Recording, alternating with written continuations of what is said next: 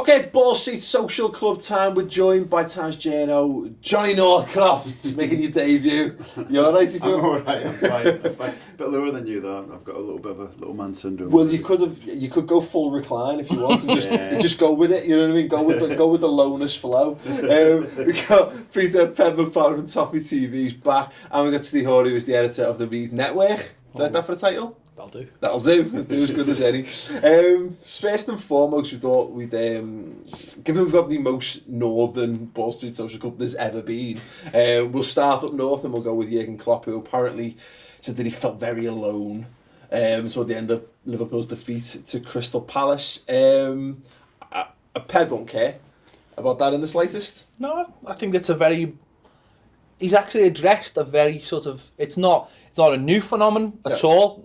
I've seen people walk out of Goodison a lot earlier than that, I must admit. But it's something we've seen more and more. And I'm not going to say this because it's Liverpool, right? But it is that day tripper phenomenon where people do have to get to airports and... Is it that though? I'm not sure it is. That's part of it. It's part of it, yeah. But I mean, I agree. There's definitely that issue, isn't it, John? There's a culture of people leaving matches. I guess I think his issue is more when the second goal goes in, and there's clearly a mental fragility around Liverpool's fan base, and there's ones go, I can't handle this, I'm off. I've got several family members who are like that who can't stay if turns against the tide turns against them. Awful moment to leave, isn't it? I mean, there's 10 minutes to go. It's not even if it was injury time, then fair enough. Yeah. But as he said, what does it say to the players? It's not doesn't just happen at Liverpool, does it? Happens everywhere. Funnily enough, even this is the era where they build stadiums that have got car parking facilities, so everyone can leave en masse at the same time. Yeah. People still do it, and I don't know where they all go to. Yeah. I grew up watching Aberdeen, where we did stay to the end, and we were glued to our seats with the cold. We'd probably get it done with it. Yeah. But if we pay our money, we're going to get our 90 minutes worth, because that's our philosophy. Oh, absolutely. I think there's that. I think that's gone. But I don't know how much of it, because people always say to us about Redmen stays, like, why don't you interview more Scousers after the games?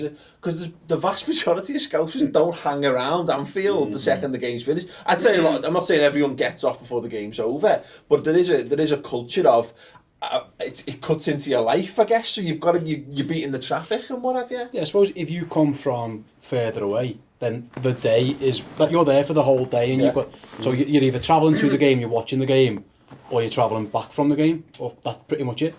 In terms of, like, for example, when I go to the game, I'll go home and then I'll mind my kids, and I'll mind the kid, and then I'll have stuff to play. I might go to work or whatever. Whereas that's what I've planned 2 hours into my day. Where if you're coming from further away, your whole day is planned around going to the game.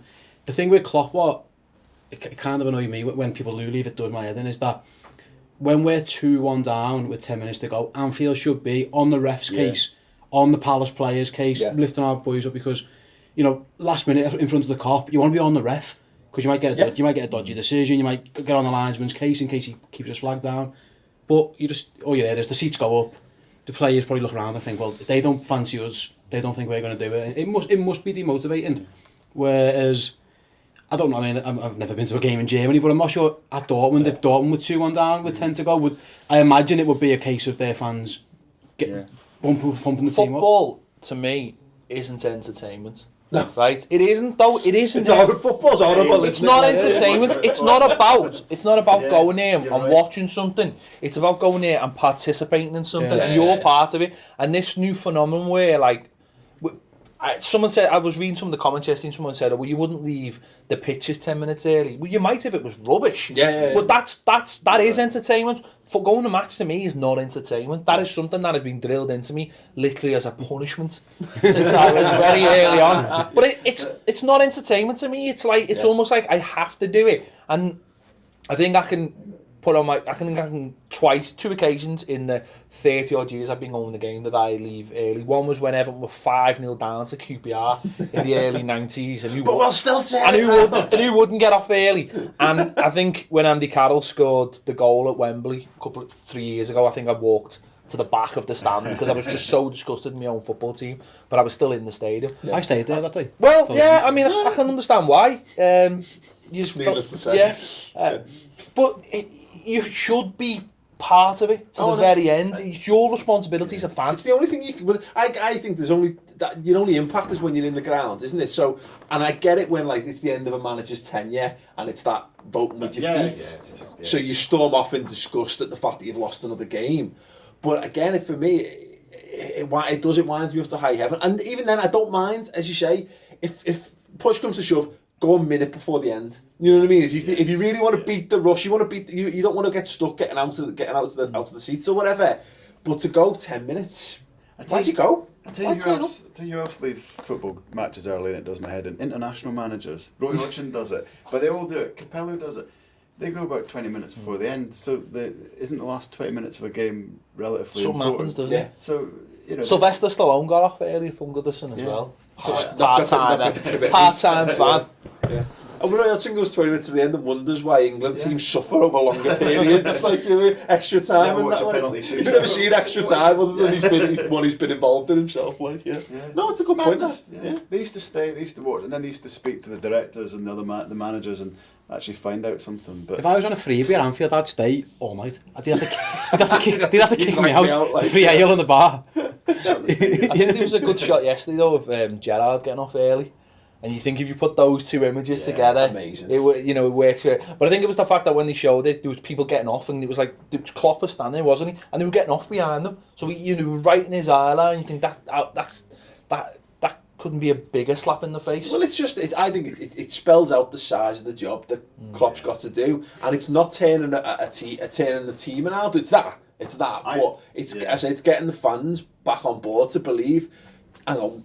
We'll stay to the end because we might, and it's daft. But if Liverpool had scored a late goal there, all the people who got off would be thinking, "Oh shit," you know what I mean? It's stupid. You know what I mean? They shouldn't have to think that, but maybe that's part of the reconditioning that needs to happen. He's got a talent, Klopp, for he does things with a bit of kind of charm. So he was calling the fans out there, which is the hardest thing for any manager to do. But he's done it in quite a nice way. And it's the same as when you watch him berate the referee or the fourth official. He somehow gets away with it because he's doing it with a great smile. But he did exactly the same as Mourinho. It's a ballsy move to after the fans a month into your reign. Do it while your stock is high. That's when you're going to do it. The best time to do it, isn't it? If Brendan was still in charge and he'd have done that, he'd have been absolutely destroyed. But he wouldn't have done it like that though, would he? He would have put it down to the project or the unit or whatever, or he would have just said something. Insert hipster football right here. He would have said something that would have gone on a t-shirt. The technicians need your support. With an electrician working, you didn't have any electricity. There you go, and then everyone will go, what? No. But it's right though. You need to be, and I think it's a chicken and egg thing, isn't it? You know, what comes first is the belief or the players providing the belief, and he kind of alludes to that himself. Doesn't he? Kind of says the players need to give the fans almost a reason to stay behind. So he's moving two sections at the same time. But it's also this.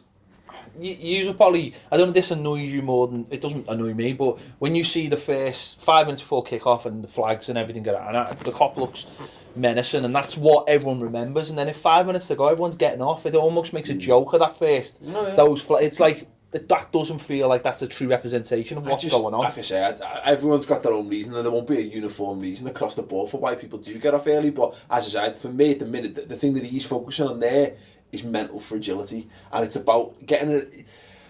You say football's not entertainment. Football's not enjoyable, but you've got to find some enjoyment from it. You've got to. If you don't enjoy being there for every minute, what's the point? Is there anything more enjoyable than a last minute goal? Oh, no. So all those guys that leave will never know that taste that high, as it were. Exactly.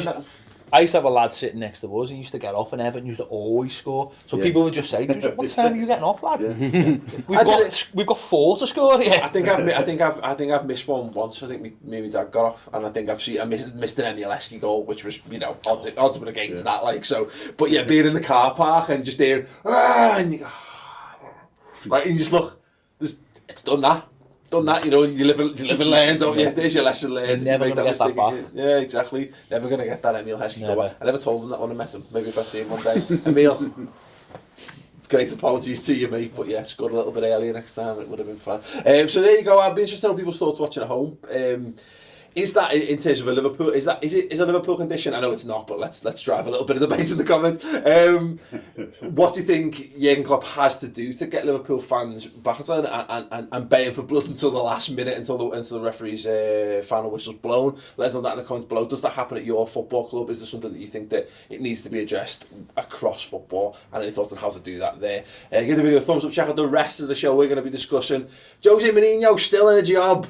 Picking our highlights of the weekend, Spurs' top 4 ambitions and a lot more. So check out those on the Ball Street YouTube channel. Give the video a thumbs up as said and subscribe to the channel as well.